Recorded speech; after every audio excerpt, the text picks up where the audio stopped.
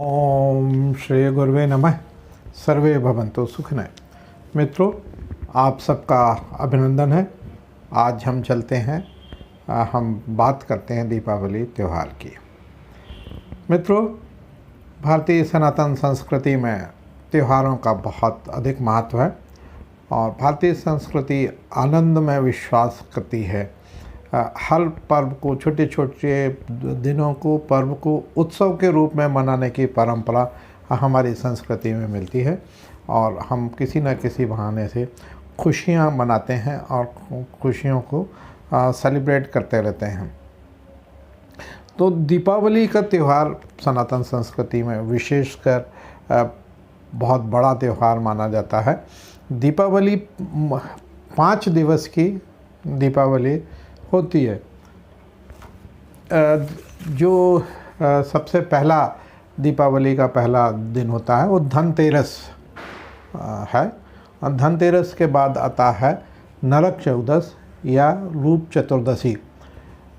फिर उसके बाद दीपोत्सव, दीपावली के बाद परिवा को गोवर्धन पूजा का विधान है। गोवर्धन पूजा के बाद भाई दूज आती है, जिसमें दूज की पूजा की जाती है और संस्कृति में दूज की पूजा के साथ ही वाहन का चलना प्रारंभ होता है। चलिए, अभी मैं आपसे पहले चर्चा करता हूँ कि प्रथाएं क्या हैं, संस्कृति में क्या क्या प्रथाएं हैं। पहला तो बात करता हूँ, सबसे पहले जो धनतेरस है, धनतेरस में व्यापार फलता फूलता है। परंपरा है कि हर व्यक्ति कुछ न कुछ अनिवार्यतः क्रय करता है। वो क्रय से कहा गया है, धन के व्यय से और धन के अर्जन से जो वस्तु अर्जित की जाती है उससे खुशी होती है और उसको हम बहुत बड़े त्यौहार के रूप में मनाते हैं। धनतेरस के दिन सोना, चांदी, पीतल आदि जो भी नई चीज़ें हैं वो खरीदने का विधान है और सनातन संस्कृति में सभी लोग कुछ ना कुछ खरीदते हैं, साल भर इंतजार करते हैं। आजकल तो कार, ट्रैक्टर, जो भी आवश्यकता की वस्तु है वो उसके लिए धनतेरस का इंतज़ार किया जाता है और धनतेरस में लोग अक्सर क्रय किया करते हैं। फिर आता है नरक चौदस या रूप चतुर्दशी। नरक चौदस को नरक चौदस क्यों कहा गया है उसका भी विधान मिलता है और इसको रूप चतुर्दशी भी कहते हैं। तो महिलाएं इस दिन सजती संवरती हैं और घर को बहुत अच्छे से सजाती हैं, सफाई के साथ। उसमें पहले तो परंपरा थी गोबर से लीप के उसमें चौक पूरने का और तरह तरह की रंगोली बनाने की परंपरा अभी भी सभी जगह मिलती है। महिलाएं, विशेष रूप से बच्चियां, महिलाएं बहुत अच्छी अच्छी रंगोली सजाती हैं और घर को बहुत अच्छे तरीके से सजाती हैं। उसके बाद दीपावली आता है। दीपावली जब भगवान राम रावण का वध करके अयोध्या वापस आए थे तो अयोध्या वासियों ने खुशी में यह त्यौहार मनाया था और जगह जगह दीपों की को जला के, उस समय लाइट नहीं हुआ करती थी, तो दीपों को जला के पूरी अयोध्या नगरी को जगमग कर दिया गया था और अमावस की रात में चारों तरफ उजाला ही उजाला नज़र आ रहा था। इसके उपरांत गोवर्धन पूजा का विधान है। जो परिवा होती है उस दिन गोवर्धन पूजा होती है। जो पर्वत भगवान कृष्ण ने जब इंद्र कुपित हुए थे और भारी बारिश हुई थी तो उसको अपनी एक उंगली पे उठा के सभी ग्वाल वालों को उससे इंद्र के कोप से रक्षा की थी और उसके नीचे सभी लोग एकत्रित होकर अपने आप को बचाए थे। उसको धन्यवाद ज्ञापित करने के लिए आज के दिन गोवर्धन की जो होती है, जो पर्वत है, उसकी पूजा की जाती है। या गोवर्धन, तो एक जो ग्रामीण अंचल में जो गौपालक हैं वो गोवर्धन का बनाते हैं और उसको खीर का भोग लगाते हैं, और भोग लगाने के बाद उसको कंबल से कांस रख के कंबल से उसको एक हाथ तरफ मथानी रखी जाती है और कांस का पूले रखे जाते हैं, और उसको में उसकी जो नाभि होती है उसमें खीर रख दी जाती है और खीर का प्रसाद रखते हैं, उसको फिर कंबल से ढक देते हैं। हम लोग भी जब बचपन में थे तो पूजा के बाद वो खीर उठा के खाया करते थे, तो बड़ा वो टेस्टी खीर लगती है। तो इस तरह से गोवर्धन की पूजा होती है। दूसरे दिन उसके बाद दोज, वो भाई दोज है, और बहनें अपने भाई की प्रॉस्पेरिटी के लिए, उनकी प्रगति के लिए कामना करते हुए कि वो खुशहाल रहें, संपन्न रहें, हल्दी कुमकुम अक्षत से टीका करके उनको तिलक करती हैं और भाई के स्वस्थ एवं संपन्न जीवन की कामना करती हैं। तो ये तो हुई परंपरा की बात। दीपावली के दिन जो है एक विशेष परंपरा है जो महिलाएं, विशेषकर जो घर की माताएं बहनें होती हैं, वो जो दीपक जलता है उससे काजल बनाती हैं, और काजल बना के सोने के पहले सभी की आँखों में उस दीपक से बने हुए काजल को लगाया जाता है। एक परंपरा और है, जो माताएं और बहनें हैं वो सभी के हाथ पैर में तेल की मालिश सोने के पहले करती हैं। पटाखे, आतिशबाजी, ये सब धनतेरस से प्रारंभ हो जाता है। धनतेरस को 13 दिए जला के पूजा करते हैं। सभी जगह पूरे चारों कोनों पर सभी दिशाओं में एक एक दीपक रखा जाता है और 13 दीपक जलाए जाते हैं। रूप चौदस को 14 दीपक जलते हैं और वो सारे दिशाओं में रखे जाते हैं। दीपावली के दिन 16 दीपक जलाए जाते हैं और 16 दीपकों को चारों दिशाओं में और सभी कोनों में, घरों में, हर कमरे में उसके रखा जाता है। विशेष रूप से बाहर देहरी पे सजाया जाता है उसे।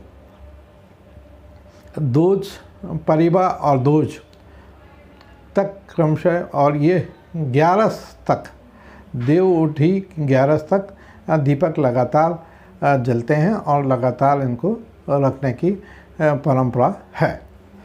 अब चलते हैं लक्ष्मी। यहाँ पर दीपावली के दिन 2 उत्सव मनाए जाते हैं। और पहला तो जैसे मैंने आपसे चर्चा की कि भगवान राम आज के दिन वापस अयोध्या आए थे, तो उनके खुशी में, उनके आने की खुशी में ये दीपावली मनाते हैं। दूसरा जो है, जब सतयुग की बात होती है तो सतयुग में समुद्र मंथन चल रहा था, तो समुद्र मंथन में आज के दिवस, अमावस्या के दिवस, समुद्र मंथन से लक्ष्मी जी प्रकट हुई थी। तो अमावस्या में लक्ष्मी जी आई थी, तो इस कारण से आज के दिन, दीपावली के दिन, लक्ष्मी जी की भी पूजा होती है। लक्ष्मी और गणेश की पूजा एक साथ की जाती है। खुशी, दीपावली वास्तव में क्या है? खुशी, अपनेपन और सम्मान के साथ आई समृद्धि ही लक्ष्मी को ही लक्ष्मी कहा गया। लक्ष्मी क्या है? खुशी, अपनेपन और सम्मान से आई समृद्धि ही लक्ष्मी है। अब दीपावली शब्द का अर्थ क्या है? दीपावली 2 शब्दों, संस्कृत के 2 शब्दों से मिलके बनी हुई है। दीप, धन, आंवली। दीप मतलब दीपक और आंवली अर्थात पंक्ति। तो दीपों की श्रृंखला ही दीपावली कहलाती है। ऋग्वेद की यदि हम बात करते हैं तो ऋग्वेद में लक्ष्मी जी को श्री कहा गया है, और वैदिक परंपरा में लक्ष्मी का अर्थ सिर्फ धन नहीं है, धन से मिलने वाली खुशी भी है। मैंने आपको पहले कहा कि धनतेरस के दिन जैसे कोई चीज़ खरीदते हैं तो उससे मिलने वाली खुशी ही लक्ष्मी है।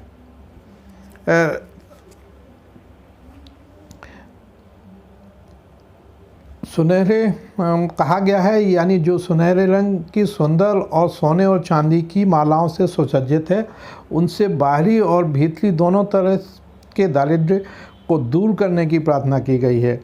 उन्हें कीर्ति मृंदी ददातु में यानी यश, नाम और कीर्ति देने वाली देवी के रूप में पूजा जाता है। उनके वाचा सत्यमाशी मही यानी वाणी की सत्यता और शक्ति की कामना भी की गई है। देखिए, लक्ष्मी से बुद्धि और सिद्धि का समन्वय बनता है। तो आज के दिन विद्यार्थियों को कहा जाता है कि वो पढ़ें और सिद्धि जो तरह तरह की तांत्रिक क्रियाएं करते हैं या आयुर्वेद का काम करते हैं, उस दिन ये अपनी जड़ी बूटियों को, मंत्रों को सिद्धि की जाती है। उनकी पूजा अर्चना करके उसको सिद्ध किया जाता है आज के दिन। तो चलिए, ये तो हुई परंपरा की बात। अब मैं चर्चा करता हूँ भारतीय संस्कृति में लक्ष्मी यानी शुभता और लक्ष्मी, शुभता के प्रतीकों की पूजा की जाती है। अब शुभता के प्रतीक क्या हैं? जो शुभता के प्रतीक हैं, समुद्र मंथन में जो चीज़ें निकली थी उनको शुभता का प्रतीक कहा गया। शुभता का प्रतीक है कमल, कलश, हाथी, शंख आदि, है ना। तो हाथी क्या है? हाथी किस चीज़ का प्रतीक है? हाथी प्रतीक है बुद्धि, स्मृति और सकारात्मकता का प्रतीक हाथी है। तो समुद्र मंथन में जब तो लक्ष्मी जी प्रकट हुई तो एक सफ़ेद उन हाथी पर बैठ के वो आई और इस हाथी को आकाश में उड़ने की क्षमता भी थी। इसलिए अष्टलक्ष्मी, इनको अष्टलक्ष्मी भी कहा गया। उनका एक रूप गज लक्ष्मी का भी है, चूँकि गज के हाथी के ऊपर बैठ के आई थी तो उसको हाथी को गज कहा गया है। गज लक्ष्मी भी है। दिवाली पर लक्ष्मी जी के पूजन में चांदी, सोने की, मिट्टी के हाथी की प्रतिमा भी रखी जाती है। यह सकारात्मक, स्मृति, बुद्धिमत्ता और जीवन शक्ति का प्रतिनिधित्व करता है। यह धन अर्जन में तर्क का प्रतीक है। हाथी क्या है? धन अर्जन में तर्क का प्रतीक है। कलश, अब देखिए कलश क्या है? ब्रह्मा, विष्णु, महेश व देवियाँ इसमें समाहित होती हैं। समुद्र मंथन में जो धन्वंतरी ऋषि थे, जब निकले तो उनके हाथ में अमृत कलश था। देखिए, धन्वंतरी जो आयुर्वेद के जनक जो हैं उनको धन्वंतरी कहा गया है। और जब वो समुद्र मंथन में निकले तो उनके हाथ में एक अमृत कलश था। इसलिए कलश स्थापना से ही दिवाली सहित पूजा अर्चना प्रारंभ होती है। तो सबसे पहले दीपावली पूजन से पहले कलश की स्थापना करना चाहिए। कलश के मुख पर ब्रह्मा, गले में शंकर और मूल में विष्णु का वास माना जाता है। सभी देवी देवता कलश में प्रतिष्ठित होकर शुभ कार्य संपन्न कराते हैं। दिवाली पर कलश में जल भरकर इसके नीचे धान्य रखकर पूजा की जाती है। जल में एक कोई सिक्का द्रव्य डालने का प्रावधान है, उसमें द्रव्य डाला जाता है। इसके नीचे धान्य रखकर पूजा की जाती है। पूजा के बाद जल और धान को स्थायी समृद्धि के लिए हर कमरे में, हर कोने में, हर जगह छिड़का जाता है स्थायी समृद्धि के लिए। शंख, समुद्र मंथन में 5 जन शंख निकला था जिन्हें कहा जाता लक्ष्मी का भाई। पांचजन्य को लक्ष्मी का भाई कहा जाता है। ब्रह्म वैवर्त पुराण के अनुसार शंख चंद्रमा और सूर्य के समान ही देव स्वरूप है। इसके मध्य में वरुण, पृष्ठ भाग में ब्रह्मा और आगे के भाग में गंगा और सरस्वती का निवास है। सागर मंथन के समय लक्ष्मी जी और पांचजन शंख सागर से निकले थे। शंख को लक्ष्मी का भाई माना जाता है। शंख से लक्ष्मी विग्रह पर जल या पंचामृत अभिषेक करने पर वो प्रसन्न होती हैं। शिवलिंग और कृष्ण का भी शंख से अभिषेक किया जाता है। शंख मौन और शांति का प्रतीक है। शंख मौन और शांति का प्रतीक है। कमल क्या है? धन वैभव के साथ निर्मल बुद्धि का इसमें वास होता है। कमल का जो फूल होता है उसमें धन वैभव के साथ निर्मल बुद्धि का वास होता है। इसमें पद्म और अन्य पुराणों में कमल की प्रशंसा की गई है। चैत्र सप्तमी कमल सप्तमी भी कही जाती है। विष्णु के 4 हाथ में से एक हाथ में कमल का पुष्प है। लक्ष्मी कमल पर विराजमान रहती हैं, इसलिए दिवाली पर लक्ष्मी जी को पूजा में कमल भी अर्पित किए जाते हैं। कमल वैभव का प्रतीक है। लक्ष्मी जी को कमल का पुष्प अर्पित करने से बुद्धि निर्मल बनती है और धन लाभ भी मिलता है। विष्णु की नाभि से निकले नाल पर स्थित कमल पर ब्रह्मा पद्मासन में विराजित हैं। पारिजात, देखिए धरती पर गिरकर भी देवी को अर्पित किए जाने वाला पुष्प है ये पारिजात। पारिजात जो उसका डंठल गुलाबी होता है, लाल गुलाबी होता है और उसकी पंखुड़ियाँ एकदम चटक सफ़ेद होती हैं और काफ़ी अच्छी खुशबू उसमें आती है। लक्ष्मी को पारिजात का पुष्प प्रिय है। इसे हरसिंगार भी कहा जाता है। बॉटनिकल नेम है निक्टेंथस आर्बोटस्टिस। समुद्र मंथन में यह वृक्ष भी लक्ष्मी को के साथ प्रकट हुआ था। इसे देवराज इंद्र ने स्वर्ग में लगाया, फिर इसे धरती पर लाया गया था। मान्यता है लक्ष्मी जी को नारियल पर रखकर पारिजात पुष्प अर्पित किए जाते हैं तो वे प्रसन्न होती हैं। खास बात यह है कि पारिजात के फूल ही एक ऐसे फूल हैं जो ज़मीन पर गिरने के बाद एकत्रित करके वो लक्ष्मी जी के ऊपर अर्पित किए जा सकते हैं। शेष फूल जो है उनको प्लक या तोड़ा जाता है। चक्र धन संबंधी संकटों को दूर करता है। गोमती चक्र, गोमती चक्र सीप की तरह सफ़ेद होता है जिस पर चक्र होता है। मान्यता है कि यह चक्र भगवान विष्णु का सुदर्शन चक्र है जो नकारात्मक शक्तियों को खत्म करता है। पूजा के दौरान इस चक्र को भी देवी लक्ष्मी के साथ रखने की परंपरा है। पूजा खत्म होने के बाद इसे लाल कपड़े में लपेटकर तिजोरी में रख दिया जाता है। मान्यता है कि इससे धन से संबंधित समस्याएं दूर होती हैं। चक्र जीवन को गति का प्रतीक है। गतिशीलता से ही धन और सौभाग्य प्राप्त होता है। गतिशीलता से ही धन और सौभाग्य प्राप्त होता है।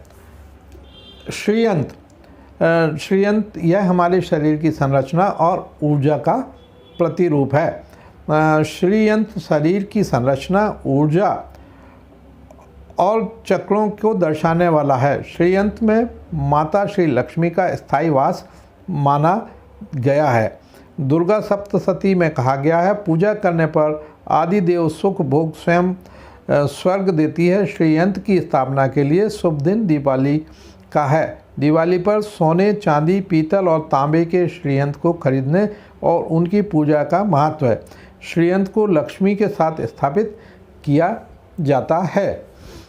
उल्लू घोर अंधेरे में देखने की क्षमता ने इसको लक्ष्मी का वाहन बनाया। दिवाली की रात में उल्लू को देखना लक्ष्मी के आगमन की सूचना माना जाता है।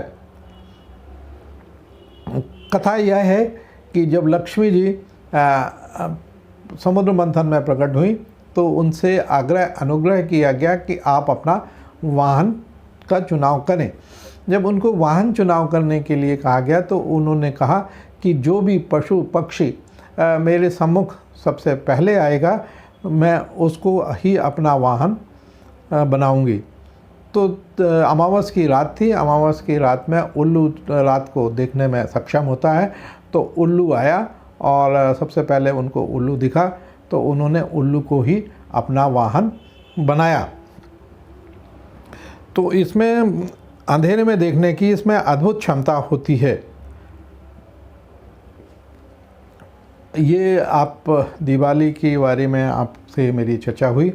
आशा है कि ये बड़ी सार्वगर्भित जानकारी मैं आपके पास पहुंचाने में कुछ हद तक सफल हुआ और आपको अच्छा लगे तो इस चैनल को लाइक और शेयर करें। जय हिंद, जय भारत।